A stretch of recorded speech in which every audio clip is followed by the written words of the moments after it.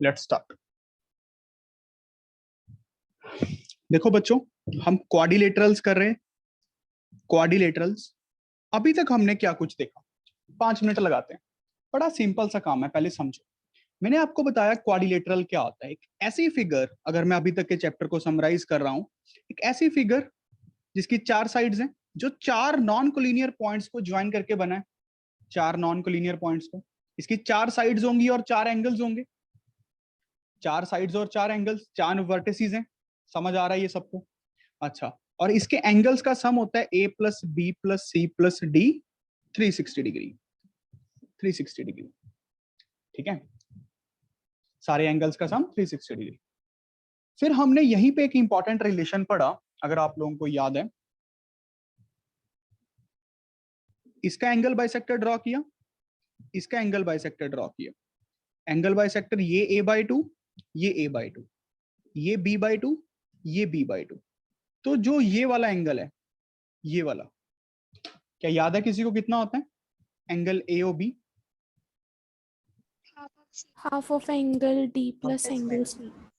Very good. Half of angle D plus angle C. Very good. Brilliant. उसके बाद हमने पढ़ा कि चलो क्वाड्रिलेटरल्स की सबसे बेसिक फिगर जो होती है वो होती है पैरेललोग्राम। ध्यान से समझो बच्चों, पैरेललोग्राम। पैरेललोग्राम कैसे बनी? 2 लाइंस पैरेलल ऐसे आई, 2 पैरेलल लाइंस ऐसे थी, जो ये बीच में फिगर बनी, इसको बोला गया पैरेललोग्राम। इसका नाम दिया गया पैरेललोग्राम। तो बेसिक डेफिनेशन जो होती है पैरेललोग्राम की, कि जिसकी ऑपोजिट साइड्स पैरेलल होती हैं, जिसकी ऑपोजिट साइड्स पैरेलल होती हैं। बेसिक डेफिनेशन तो यही बोलती है कि opposite sides are parallel. Opposite sides are parallel. फिर इसकी जो प्रॉपर्टीज होती हैं हमने बनाई, इसकी प्रॉपर्टीज अच्छी खासी प्रॉपर्टीज होती हैं इसकी। इसकी जो प्रॉपर्टीज होती है, प्रॉपर्टीज में हमने सबसे पहले देखा कि ऑपोजिट साइड्स इक्वल होती हैं, ऑपोजिट साइड्स इक्वल होती हैं, ऑपोजिट एंगल्स इक्वल होते हैं। अभी तक तो चीजें आपके दिमाग में बस जानी चाहिए। एडजेसेंट एंगल्स का सम 180 होता है। एडजेसेंट एंगल्स का सम 180 है।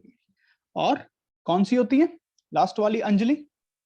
Bisector bisect each other. Diagonals बेटा, bisect each other. Diagonals bisect each other. ये 4 प्यारी सी इसकी प्रॉपर्टीज हैं। हमने सबका प्रूफ भी देखा। फिर हमने किया इसके ऊपर एक्सपेरिमेंट। कोई बता सकता है पिक्चर में अगला पार्ट क्या है? Rhombus. एक्सपेरिमेंट कुछ ऐसा किया कि पैरेललोग्राम एक ऐसे बनाई जिसकी एडजेसेंट साइड्स क्या थी? इक्वल। तो उस फिगर को जो हमने नाम दिया उसको बोला rhombus. Rhombus, parallelogram having equal adjacent sides.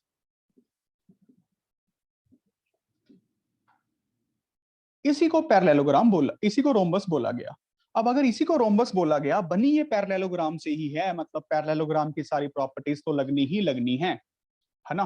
Parallelogram की तो सारी प्रॉपर्टीज लगनी ही लगनी है। तो सबसे पहले तो यही चीज कि all properties of parallelogram are valid. Plus extra कौन सी जनरेट हुई थी बताओ? Diagonals Bisect at 90 degree. Diagonals, 90 degree वैसे। ठीक है, ठीक है। Please be mute. Thank you. Diagonals meet at 90 degree. भाई बाइसेक्ट वाला पॉइंट तो इसी की प्रॉपर्टीज में आ ही चुका था। बाइसेक्ट वाला पॉइंट तो पैरेललोग्राम की प्रॉपर्टीज में भी है ना, बस अब एक्स्ट्रा क्या है कि वो 90 पे भी मीट कर रहे हैं। और एक अगर थोड़ा और डेप्थ में पढ़ें, अगर आप पूरी डेप्थ में मैथ को पढ़ते हो, जो डायगोनल्स होते हैं वो एंगल बाइसेक्टर्स भी होते हैं। Diagonals are also angle bisectors. अब इसको समझना काफी इंपॉर्टेंट है, काफी बारीक सी प्रॉपर्टी है। जैसे कि अगर ये रोम्बस है ABCD, तो जो ये डायगोनल होगा AC, ये angle A and angle C को बाइसेक्ट करेगा। मतलब ए को भी आधे आधे में बांटेगा, सी को भी आधे आधे में बांटेगा। और फॉर्चुनेटली क्या होता है, जब कोइंसिडेंटली ए और सी बराबर होते हैं तो सारे एंगल्स इक्वल होते हैं। आधे आधे भी तो इक्वल ही होंगे ना, ठीक है। सिमिलरली हम ऐसे बोल सकते हैं, सिमिलरली बीडी डायगोनल है जो angle B and angle D को बाइसेक्ट करते हैं। इसको थीटा वन बोल लेते हैं तो ज्यादा सही रहेगा। इसको फिर आप थीटा टू बोल लीजिए।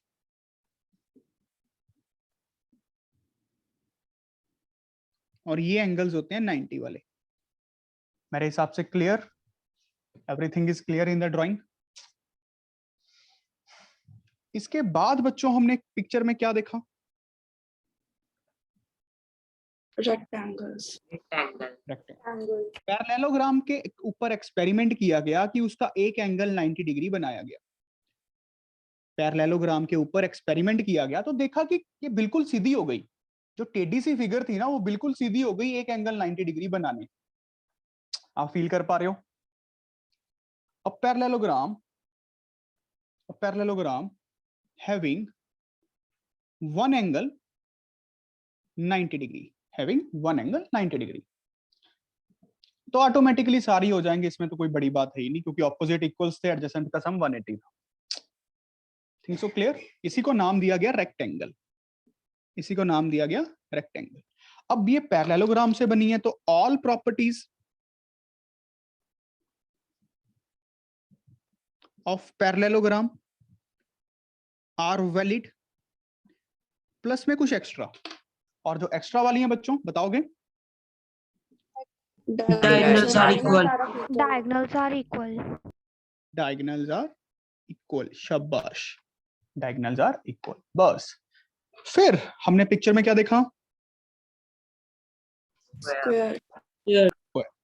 रोम्बस के ऊपर एक्सपेरिमेंट किया था, पैरेललोग्राम पे कर कर थक चुके थे। रोम्बस के ऊपर एक्सपेरिमेंट, और रोम्बस को कुछ ऐसा बनाया गया कि उसका एक एंगल 90 डिग्री हो गया। तो इस फिगर को हमने जो बोला वो क्या बोला? स्क्वायर बोला। तो स्क्वायर कुछ नहीं होता, एक rhombus having one angle 90 degree. Is this clear बच्चों? Yes, sir. Simple to solve, simple to understand. Rhombus having one angle 90 degree, बड़ा सिंपल काम। अच्छा, अब ध्यान से समझो, rhombus having one angle 90 degree, इसमें सारी की सारी प्रॉपर्टीज, अब जब प्रॉपर्टीज की बात करें, रोम्बस की तो लगनी चाहिए, प्लस कुछ एक्स्ट्रा लगेंगी। कौन सी? Diagonals are equal. Diagonals are equal.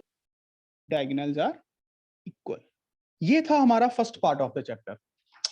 मेरे हिसाब से सबको क्लियर है। पिक्चर में parallelogram, rhombus, parallelogram, rectangle, rhombus, square. मैं इस चैप्टर पे जोर दे रहा हूं तो इसमें कुछ होगा, बात समझ रहे हो ना?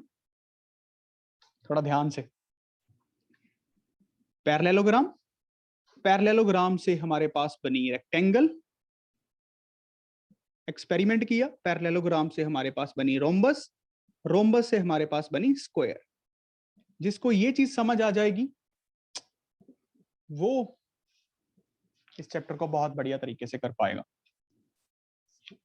मेरे हिसाब से क्लियर है? इसके ऊपर एक्सपेरिमेंट्स हुए। अच्छा, फिर जो second part of the chapter था, second part of a chapter, Mahi समझ आ रहा है बेटा? Yes, sir. Very good. Japji तुम्हें? जपजी आइए।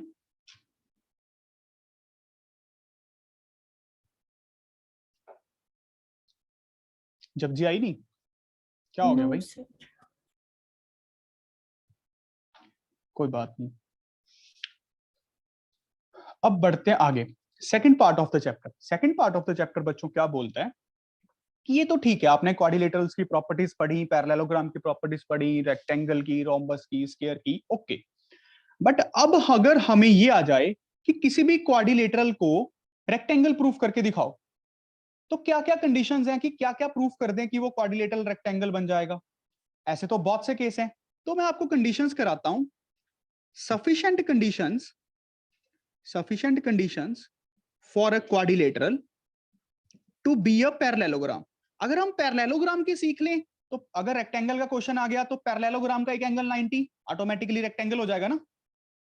पैरेललोग्राम ही तो बेसिक फिगर है, इससे तो सब कुछ जनरेट हुआ है, ये हमने कर लिया है। Sufficient conditions for a quadrilateral to be a parallelogram, याद है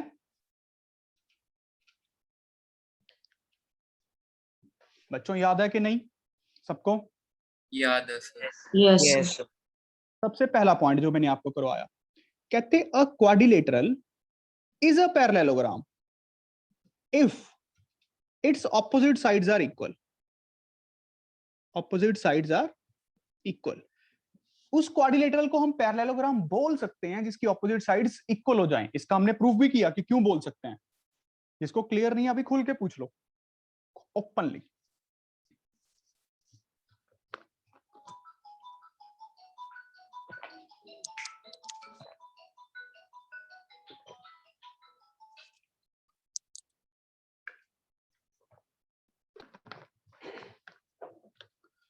बताओ बच्चों, क्लियर है? अगला कहते a quadrilateral is a parallelogram if its opposite angles are equal. बताओ, इसका तो प्रूफ भी बहुत इजी है।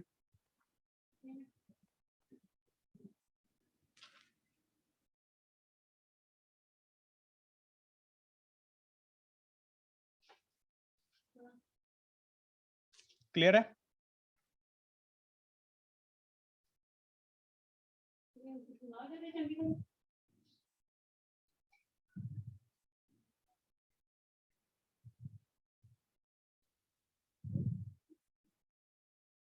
क्लियर है बेटा? Third, a quadrilateral is a parallelogram if its diagonals bisect each other।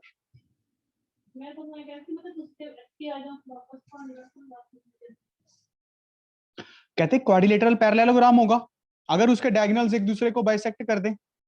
ऐसा क्वाड्रिलेटरल जिसके डायगोनल्स एक दूसरे को बाइसेक्ट कर दें वो पैरेललोग्राम ही तो बन जाएगा ना।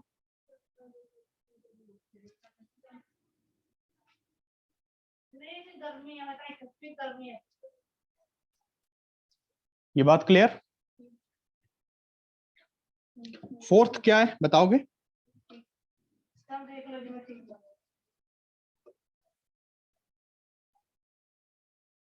फोर्थ बताओगे?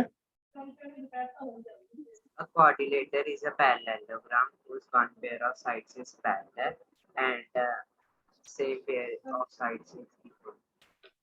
Very good. कहते क्वाड्रिलेटरल एक पैरेललोग्राम भी होगी whose one pair of sides is equal and parallel also। ठीक है, एंड पैरेलल आल्सो। देखो समझ आया?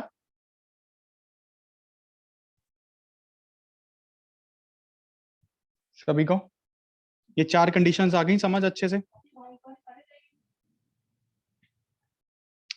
अच्छे से क्लियर है बच्चों सभी को? Yes sir। Anyone want to ask something in this? Please ask. किसी को कोई प्रूफ ना आता हो?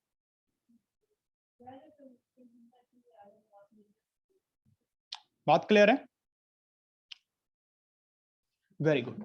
अब जो आज हम अपना काम स्टार्ट करते हैं, देखो third part of the chapter जो कि लास्ट पार्ट भी है हमारे चैप्टर का, फिर हम इसके करेंगे questions. Third part of the chapters, वैसे तो यही क्वेश्चंस हैं जो मैं आपको करवा रहा हूं। थर्ड पार्ट और लास्ट पार्ट हमारे चैप्टर का काफी ब्यूटीफुल पार्ट है। ये समझ है, सिर्फ समझ है, जिसको बोलते हैं काफी famously mid point theorem. Mid point theorem, mid point theorem.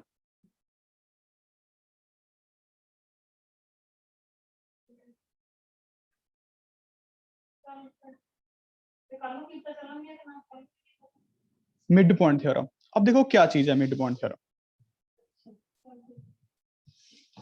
पहले समझ लो क्या होती है, फिर आपको इंग्लिश लिखवाऊंगा, फिर आपको प्रूफ करवाऊंगा।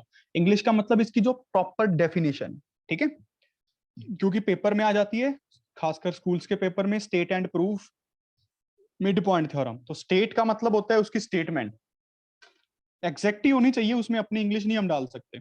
देखो क्या चीज है, ध्यान से समझ लो पहले है क्या चीज, क्या चीज है समझ आ जाए तो 1 मिनट लगेगा प्रूफ करने को।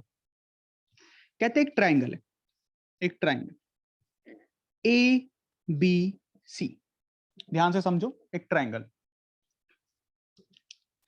एक साइड के 2 मिड पॉइंट्स, देखो कहते ये जो पॉइंट्स हैं मिड पॉइंट्स हैं, ये डी पॉइंट ए बी का मिड पॉइंट है, ई पॉइंट ए सी का मिड पॉइंट है।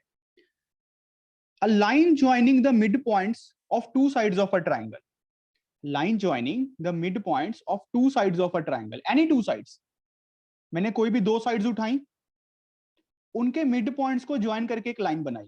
ये बात समझ आई, उनके मिड पॉइंट को ज्वाइन करके एक लाइन बनाई।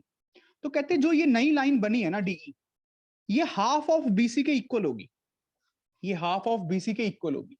एंड जो तीसरी साइड बच गई, मतलब the new line such formed is equals to half of the remaining side, and DE is also parallels to BC, DE parallel भी होगी किसके, बीसी के। क्या बात समझ आया? अच्छा दोबारा समझते हैं, देखो ध्यान से, एक ट्राइंगल है ए बी सी, इसका मिड पॉइंट मान लेते हैं डी है, यहां पे मिड पॉइंट मान लेते हैं एफ है, ये इसका मिड पॉइंट है, ये इसका मिड पॉइंट है। The line joining the mid points of 2 sides of a triangle, line joining the midpoint of any 2 sides of a triangle is always equals to half of third side, is always equals to half of third side and also parallels to third side। देखो बात समझ आया? yes or no? Yes, sir.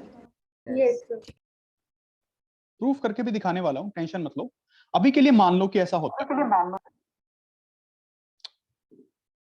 दोबारा समझो।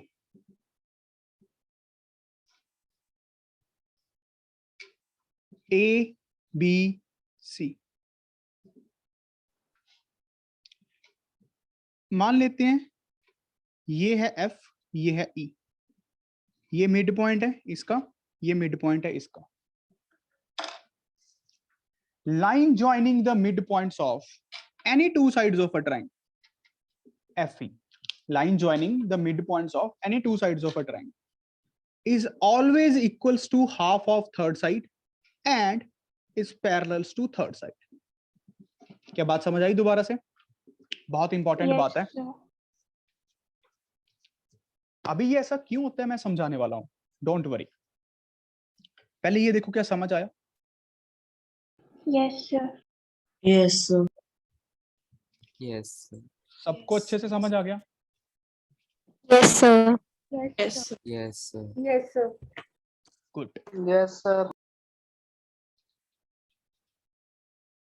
चलो अब देखते हैं इसका प्रूफ, ऐसा क्यों हो रहा है भाई, ऐसा हो क्यों रहा है, ये तो हमें पता ही होना चाहिए कम से कम।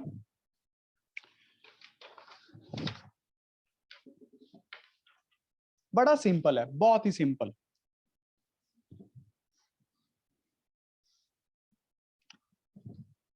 ए बी सी, ये इसका मिड पॉइंट है, मिड पॉइंट्स तो होने जरूरी हैं। तो सबसे पहले हमें गिवन क्या क्या हो गया बच्चों, ए बी सी एक ट्राइंगल है और डी मिड पॉइंट है ए बी का, एफ मिड पॉइंट है ए सी का। डी मिड पॉइंट है ए बी का, इसको ऐसे भी लिख सकते हैं कि ए डी और डी बी इक्वल है। अगर एफ मिड पॉइंट है ए सी का, इसको ऐसे भी लिख सकते हैं ए एफ और एफ सी इक्वल है। देखो यहां तक बात समझ आई?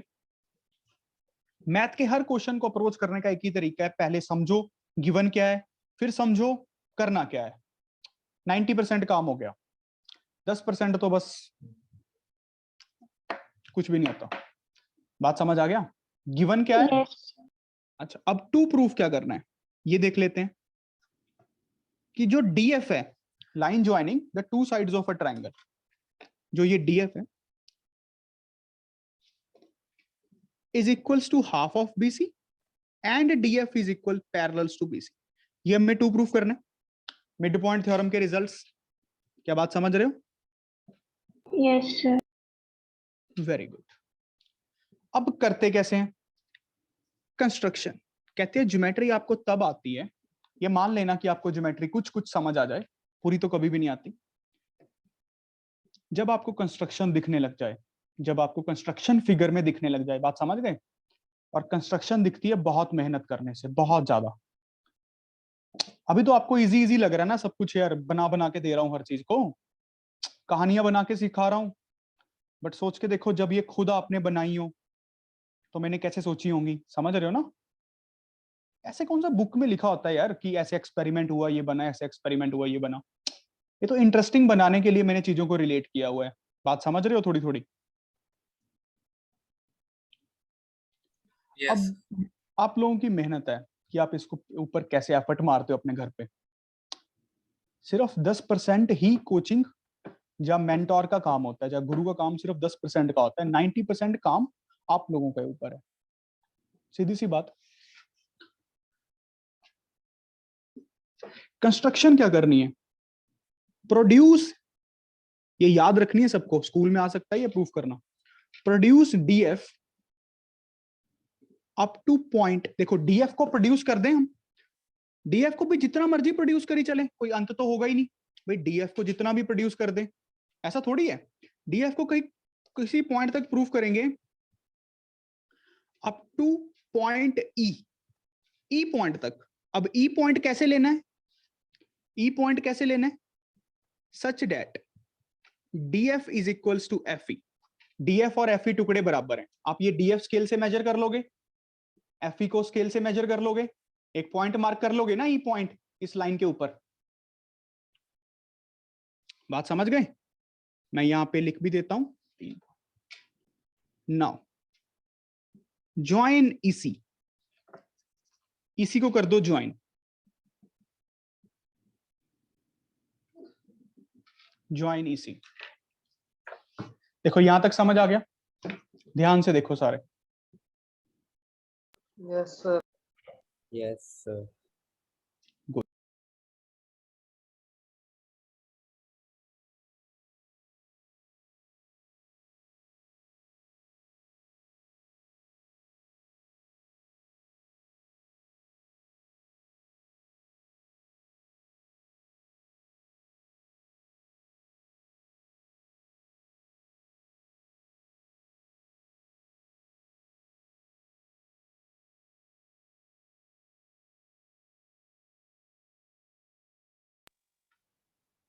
अच्छा, अब प्रूफ करना स्टार्ट करते हैं।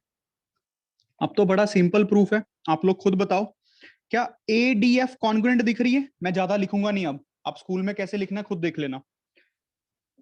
एडीएफ कॉन्ग्रुएंट दिख रही है सबको? थोड़ा ध्यान से देखोगे अगर Yes. वर्टिकली। Yes. हाँ भाई, sir. जब जी किस ऑर्डर में है और किस क्राइटेरिया के साथ है?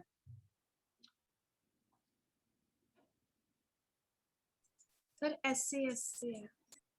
ठीक है, और ऑर्डर क्या बनेगा एडीएफ के कॉरस्पॉन्डिंग?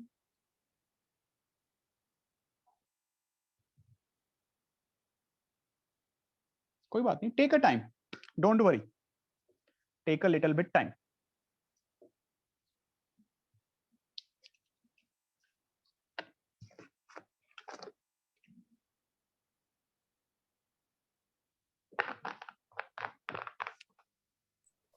ECF। ईसीएफ, थोड़ा ध्यान से देखो।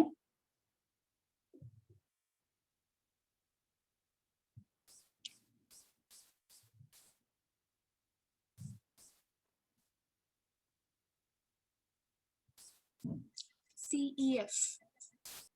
Very good, CEF. जब जी हमें इसमें गलती नहीं करनी है बेटा, ये तो आपको आंखें बंद करके भी बनाना।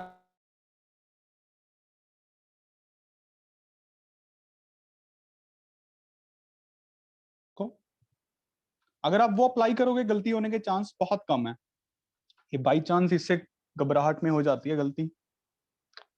जब जी तुम्हारी बहन तो इतनी बोल्ड है, तुम बड़ी सुस्त हो। सकी बहन है ना तुम्हारी? Yes, sir. अच्छा,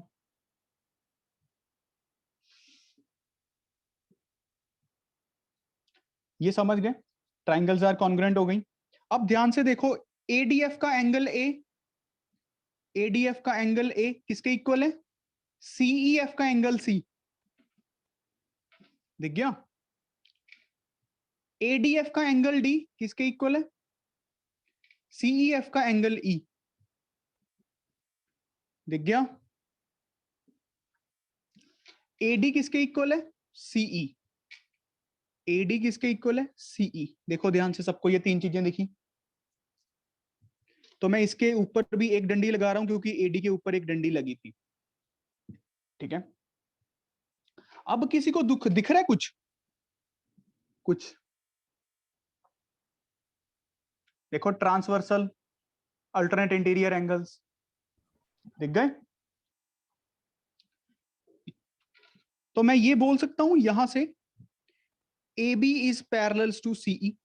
देखो ध्यान से, सारे अपनी अपनी ड्राइंग में देखो। Is this okay? Yes, sir. क्या कहती हो पूजी? Yes, sir.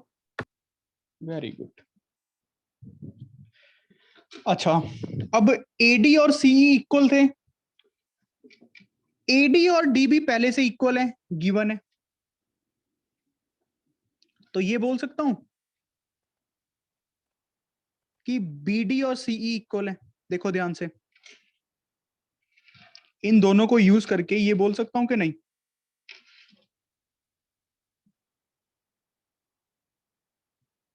ओके।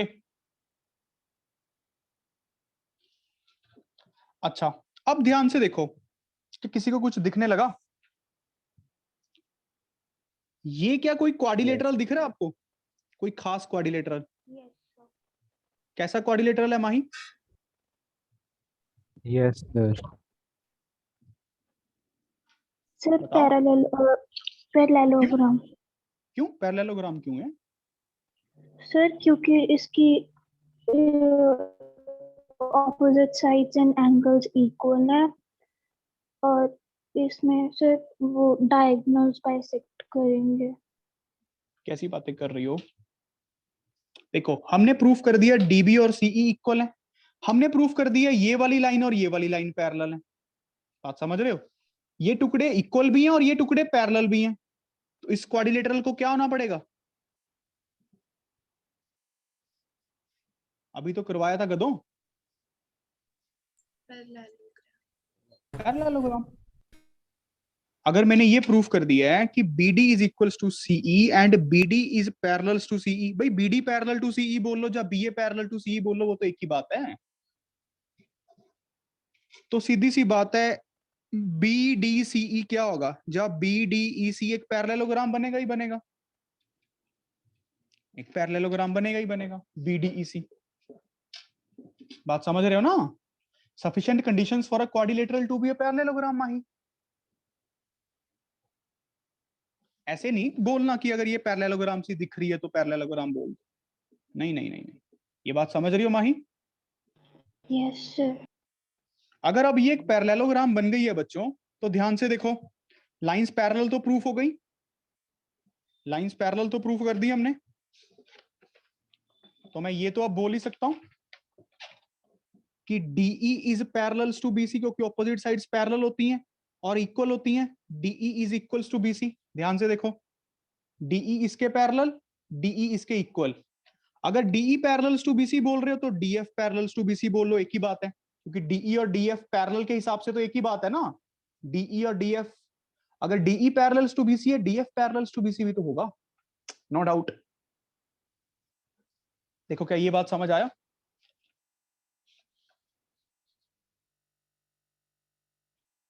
अच्छा, अब DE और BC इक्वल हैं, मुझे पता है। देखो ध्यान से, मैं क्या लिख सकता हूं, डीई को 2 टाइम्स डीएफ लिख सकता हूं। ध्यान से देखो क्योंकि ये टुकड़े इक्वल हैं। डीई को डीएफ प्लस एफई, एफई को फिर डीएफ। बात समझ आ रही है कि नहीं? डीई को 2 टाइम्स एफडी लिख सकता हूं। Yes sir. और डीई और बीसी इक्वल हैं तो बीसी को 2 टाइम्स डीएफ लिख सकता हूं। तो डीएफ को क्या लिख सकता हूं, हाफ ऑफ बीसी। भाई समझ आया कि नहीं? बड़ा सिंपल सा काम है, बड़ा सिंपल है। ये तो मैंने बहुत आराम से समझाया है, तो मुझे भी कम फील आ रही है। पता है पहली बार मैंने इसको इतनी आराम से समझाया, पहली बार। अभी भी आपको कुछ पूछना है तो 100 बार पूछो। मेरे हिसाब से सबको दिख जानी चाहिए फिगर्स में से। अभी जो मैंने आपको कंडीशंस कराई हैं बेटा, आपको समझ आनी चाहिए। आई थिंक सो सबको। मेहनत ही एक तरीका होता है आगे बढ़ने का, मेहनत। तो बात समझ आ गई सबको? कम पढ़ो बट अच्छे से पढ़ो, कम टाइम पढ़ो बहुत बहुत अच्छे से पढ़ो। ज्यादा पढ़ने की जरूरत होती नहीं है यार।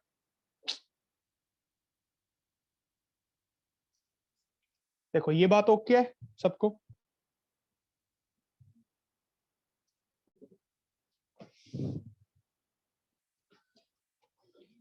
अच्छा, अब आगे बढ़े।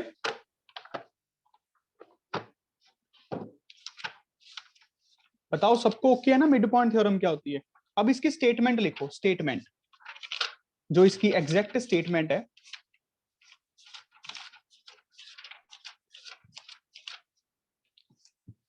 स्टेटमेंट क्या बोलती है इसकी? स्टेटमेंट, द लाइन सेगमेंट, ये आपको एज इट इज याद करनी है। The line segment joining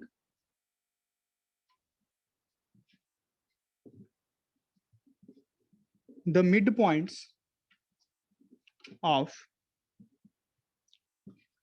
any two sides of a triangle is parallel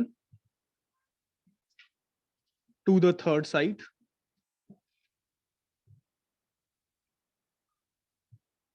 and equal to half of it.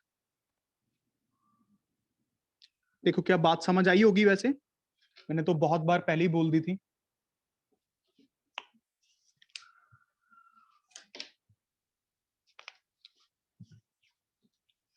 समझ आई ना सबको?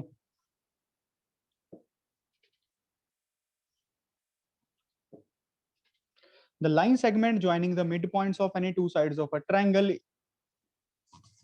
is parallel to the third side and is equals to half of it.